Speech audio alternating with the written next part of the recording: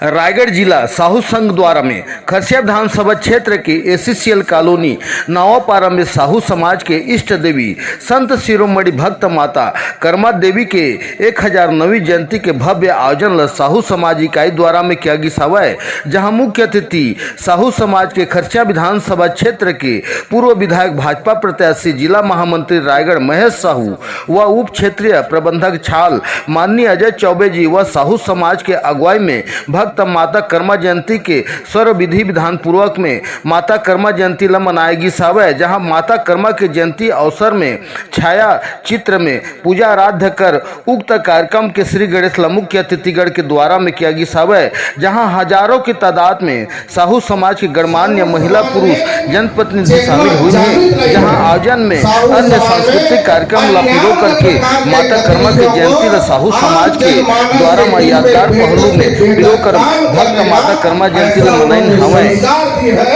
इसलिए आज हम सब मिलजुल करके भक्त माता कर्मा जयंती याद करें।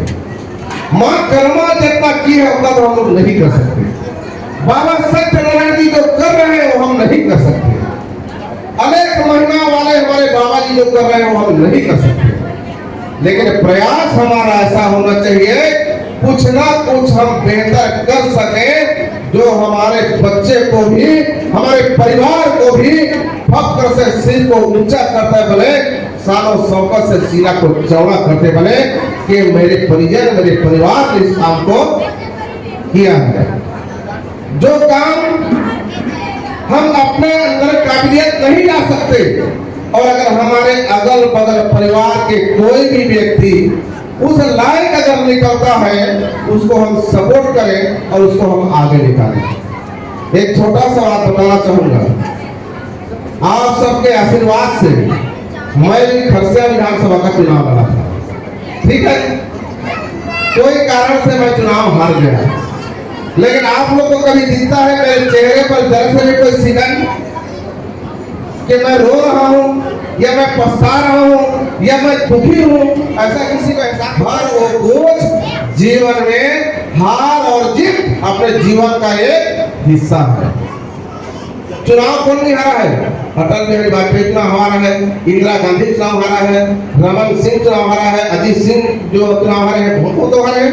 अपन हार गए तो क्या हो गया?